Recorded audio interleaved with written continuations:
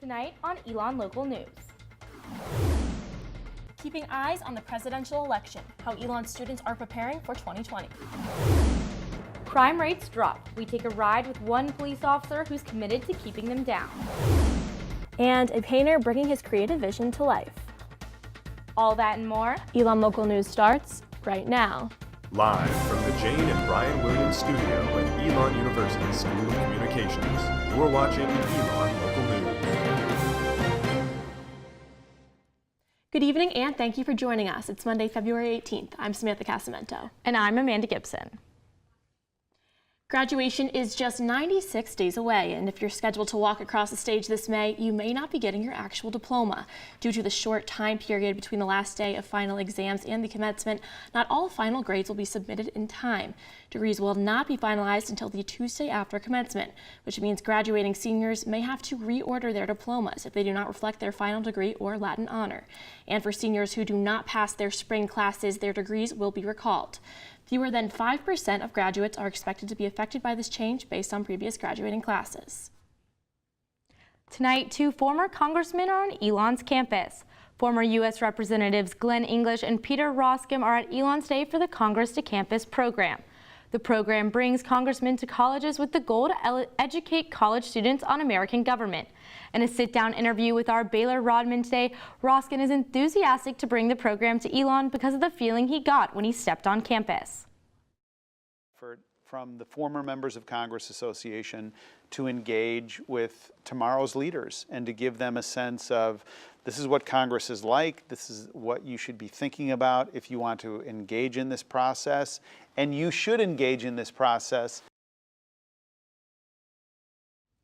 Congressman English released a call to action in 2009 calling for a plan dealing with power shortages, electricity, and climate change. When asked about the recently proposed Green New Deal, English says this plan just won't cut it. Not a plan, it's a resolution, it's a sentiment, it's an idea. I think we're all in favor of improving our environment. Not too many people are coming out and saying, I vote against improving the environment. The congressman will be in McKinnon Hall tonight at 7 p.m. To check out the whole interview with both congressmen, go to elonnewsnetwork.com. It's not too soon to start looking toward the 2020 election. Arnita Hallberg spoke to students interested in politics here at Elon to hear their take on the upcoming election. 11 Democrats and 1 Republican have already entered the 2020 race for president. And although we are still more than a year away from the elections, students on campus say it's important to start paying attention now. But sophomore Kira Letzinger, the president of College Democrats, says she is concerned with the current political climate. We are so negative towards each other so often, and I say we, it's just like as society in general. There's so much argument and disagreement that I think that it will continue, especially with the platform of social media. Junior Gabrielle Cifelli is the public relations chair of College Republicans and says she is prepared for another polarizing election. Definitely will be telling to see if Trump comes back into office, who will be opposing him, if someone else will be the Republican nominee. I think it'll be a really interesting election. Cifelli says before looking at candidates, students should do their own research. Before you even start to think about candidates, I think it's important to start thinking about the issues and kind of figure out your personal opinion about what you really value, what you feel like needs the most attention, and kind of where you stand on it. Letzinger says it's time for us to come together as a country as the campaigning begins. It's going to be incredibly polarized. My hope is that it causes discussion rather than it does disagreement, and we can kind of find the areas that we all have in common, the issues that we all want to focus on, and kind of work from there. Primary debates are 4 months away, but Elon students are paying attention to candidates now. Anita Hallberg, Elon Local News. To join political discussions on campus, find College Democrats, College Republicans, and the Young Americans for Liberty on Phoenix Connect. The Alamance County Sheriff is making headlines after recent immigration and customs enforcement raids in the Triad area. The immigrant rights activist group Siembra NC claims that 8 people were detained in Alamance County on February 6th. Sheriff Terry Johnson spoke with ENN about his mission to address immigration in Alamance County. Saw the problems coming across the border, and what happens at the border don't stop there. It comes right into counties like Alamance. Johnson recently met with 17 other sheriffs from across the country at the White House for a border security and safe communities roundtable. The sheriffs then joined President Trump and Vice President Mike Pence for a press conference where the sheriffs signed a letter supporting the president's stance on border security. Johnson says while he supports strict border security, he also supports the county's immigrant community. As far as being against any immigrant that comes here for a better way of life, I personally don't have a problem with it. But if they come here to prey on our citizens and the immigrant population that come here to have a better life, I do have a problem with that. For more on immigration in Alamance County, visit our website, elonnewsnetwork.com. Now, down the road in Burlington, our Rachel Ellis hopped in the passenger seat of a patrol car. She got to know a Burlington police officer on his night shift around the city. So he's working every day to make our community safer. Rachel, what is it like? Yeah, Samantha and Amanda, it was a new experience sitting shotgun in a police officer's car. With no expectations, I buckled up for the ride and kept an open mind. I rode along with Burlington police officer Alec Ayer. Here's a peek into our night on the streets of Burlington. Officer Ayer, A-Y-E-R. Driving, responding, and making a difference. Most people say, oh, I love helping people. Everybody loves helping people. It's the fact that you see your city change. Meet Officer Ayer. He comes to work every day working to achieve a goal. Every year we're getting better. The people he serves are always the priority. If you can't talk to people, you're not going to get nowhere. You've got to be able to de-escalate people from hostile situations, or just de-escalate them to get them out of the house, and then, hey, just go take a break for the night and you can come back and talk. Hoping to combat misconceptions of law enforcement. When you see these cars driving through Burlington, Ayer says they're just here to keep the peace. They think we ride around and pick on people. I think some people think that. Like, nah, if I see a crime in progress or I see a violation, I'm going to deal with it. It's state law. That's what we're here for. He says building community relationships is the first step to a safer community. They got him. They arrested him. It's these community relationships that builds this trust, bridging the gap between police and Burlington locals. They call and give tips. Without those tips, we don't arrest these people, and we don't get them off the street. Ready for the next call. Mentally and physically be ready for it, because if you're not, you're not going to succeed at this job. Elon News Network requested recent crime rate reports from the city. We have not heard back at this point. Now, Amanda and Samantha, Officer Ayer actually wants to become a police negotiator where he'll work with people who are in high-risk situations or people who are considering self-harm. And this is all a part of his mission to continue building trust with Burlington residents. Thanks, Rachel. Thanks for having me. Elon University President Connie Book announced the 16 members of the Provost Search Committee Friday in an email to faculty and staff. They are tasked with finding a replacement for current Provost Stephen House. House announced that he will be stepping down from the position at the end of 2019. Some members of the committee you might recognize include Associate Vice President for Student Life Janelyn Patterson and Vice President for Enrollment Greg Zeiser. 2 undergraduate students and 1 graduate student will be added to the search committee in the coming days. The Chief Operating Officer of Apple will be coming to Elon's campus on Friday. COO Jeff Williams will be speaking in the Global Neighborhood at 11 a.m. He will speak with students about his journey to becoming the Chief Operating Officer and will answer questions from students. Williams joined Apple in 1998 and has degrees from NC State University and Duke University.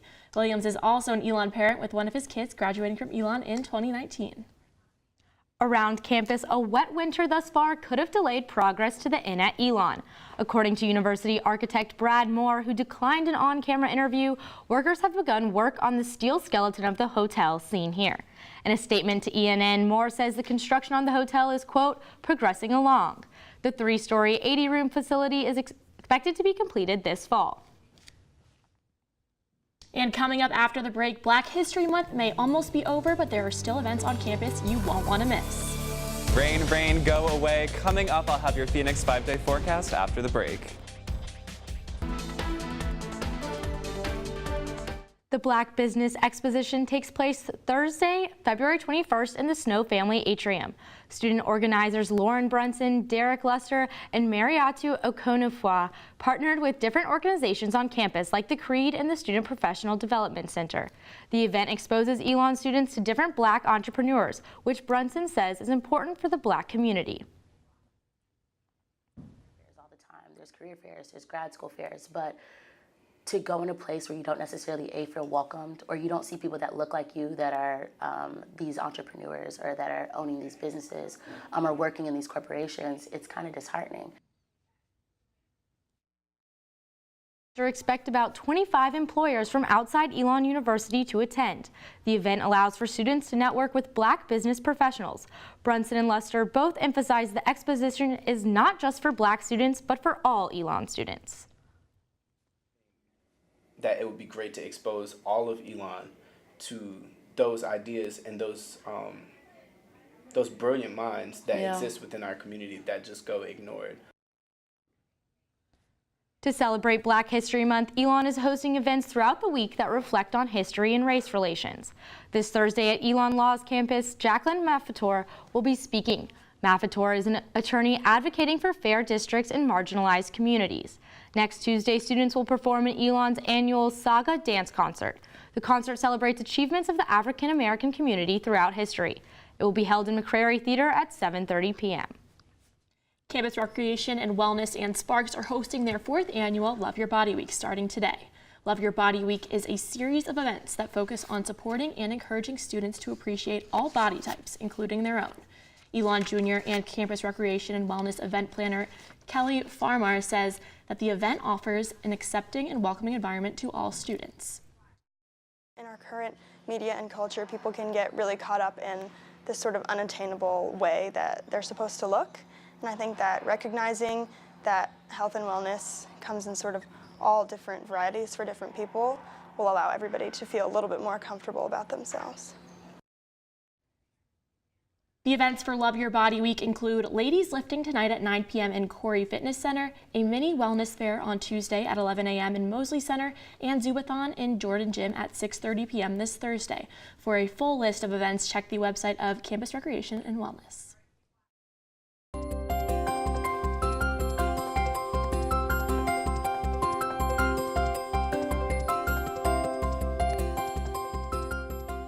Our Brian Ray is live with a look at this week's forecast. Brian? Thank you, Amanda and Sam. Well, I have 3 words for you for this week: rain, rain, and more rain. Lucky for us today, we were a little bit spoiled with sunny skies throughout most of the day with a high at around 60, but don't expect that for the rest of this week. Starting tomorrow, it's going to be cloudy with rain into the night with the possibility of freezing rain into Wednesday morning, so be mindful of that as you walk to class or work on Wednesday. And moving into Thursday, the rain will continue with a high at around 55 and a low of 45. And moving into Friday and Saturday at the beginning of our weekend, as you can see, the rain is going to continue with a high at around 55 and a low at around 45. So we are in a bit of a spell of rain for the next few days, so make sure you have your raincoat, umbrella, rain boots, and a nice warm drink with you. That's all for your Phoenix 5-day forecast. And we have Alexandra Schoenfeld live in the newsroom with a sneak peek at this week's pendulum. Alexandra? And when we come back, I'll have a preview of what you can find in this week's edition of The Pendulum. And after the break, I will be getting you all caught up on Elon athletics. Stay tuned.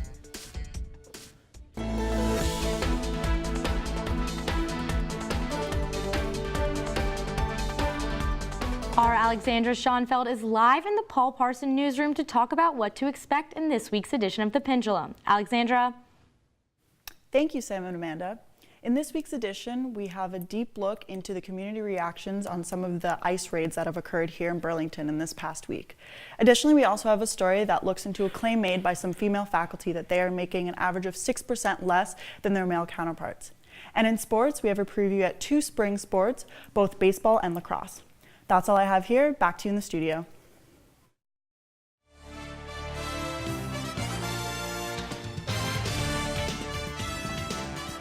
It's been a busy weekend for the Phoenix. Our Jack Haley has recaps from some of those games and a look at what's ahead. Jack? It was a full house on campus this weekend, and we'll start with softball, who has been red hot so far in this young season. They swept the opening weekend tournament and then won 2 of 3 in their February Classic. The team is now rolling at 6-2. They'll be at home on Wednesday to take on NC State. Now men's basketball, they dropped a tough game Saturday night against William & Mary 84-74. The Phoenix couldn't contain Nathan Knight, who dropped 35 on them in the Tribe's win. Tyler Sebring got back on track after a tough last game. He finished with a team-high 17 points. And women's basketball also lost to the Tribe this weekend. The women lost their Sunday matinee 64-59 for their 8th loss in 9 games. Lexi Mercer went silent on the day with 0 points on 7 shots. Lacrosse lost its home opener to number 14 Virginia to move to 1-1 on the season. But a bright spot is May McGlynn, who has been lighting it up on the field already with 8 goals in just 2 games this season. The team plays at home against Winthrop on Wednesday. And finally, baseball got back to the diamond.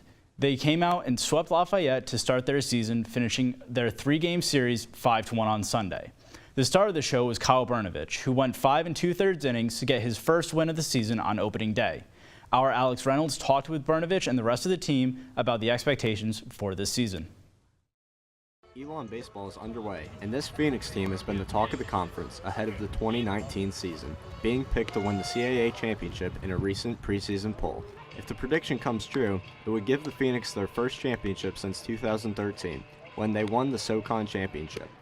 Baseball coach Mike Kennedy says he's not concerned about these predictions. You know, if they would give me the trophy today, then I would say, yeah, I'll go with that, and you know, we'll take the rest of the spring off and we'll show up in the tournament. But they don't do that, so you know, the goal is just continue to get better and work hard every day. Their projected success could be because of starting pitcher junior Kyle Brnovich.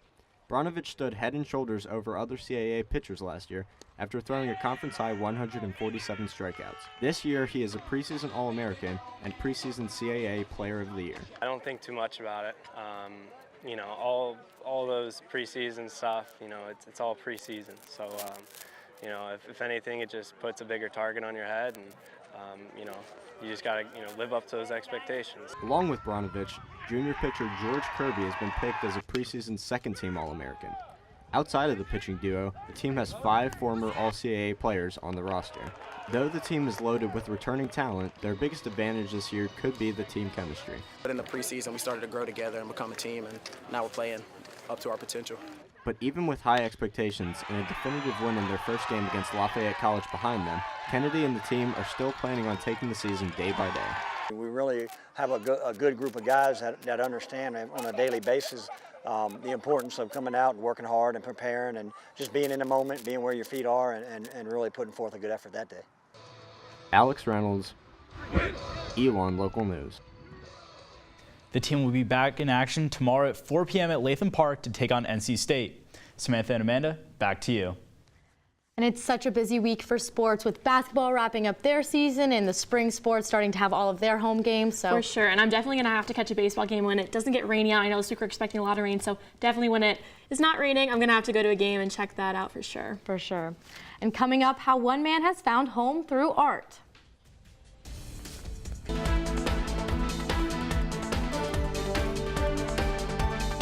The Elon Muslim Society will be hosting a panel centered around Hijab Day on Wednesday. The panel will take place in the Newman Lumen Pavilion at 6 p.m. The discussion will be about whether Hijab Day is meant to create an allyship or if it is cultural appropriation. Some of the members on the panel include Elon's chaplain, as well as a member from the Center for Race, Ethnicity, and Diversity Education. If you're not planning to watch the Phoenix play next weekend and want to go off campus, Asheville, North Carolina is not too far away. Our Carly Thomas talks to one Asheville artist who finds inspiration everywhere. I love what I do, and it shows. When people they see the love that I put into my work. Inspiration was always there, wherever I went. Beautiful compositions are everywhere. There's no place where art is not. And the music encouraged me to keep painting. To this day, it's become ridiculous for me to start painting without the music. Enjoy, have fun. Don't care if anybody likes it or didn't like it. You're doing it for fun. That's all you gotta do. The happiest moment in my life is when somebody gets the painting, especially the abstract painting, and they feel it. Oh my God, look at that. If you're interested in finding inspiration for yourself, you can visit jonasgerard.com. Wow, his art was so great and so just abstract. I have no artistic ability, so I'm always very impressed by anyone that can paint or any. Oh yeah, so his work was phenomenal. I mean, all the colors and just everything, it just was so beautiful. I would love to go check it out in Asheville. I'm definitely gonna have to go there. I've never been to Asheville. Neither have I. I'm going in March though, so a couple weeks, so I'll have to check them out when I'm there. You will have to check it out. So this week we have a lot of stuff going on. In sports, we just found out that one of the games that was supposed to be on Wednesday just got postponed. So definitely look online to see what's going on with that. I feel like that might be a common trend this week for sports, for anything that's going on outdoors, because as Brian was telling us, it's rain for the next couple of days, which is so unfortunate because today was so nice. I really enjoyed my walks to classes today. It felt like spring. So nice. All right, well, that's all the news we have for you tonight. Thank you so much for joining us. When we're off the air, check out our website, elonnewsnetwork.com. You can also follow us on social media at Elon News Network. And don't forget to pick up a copy of The Pendulum on Wednesday morning. Have a great evening, Elon.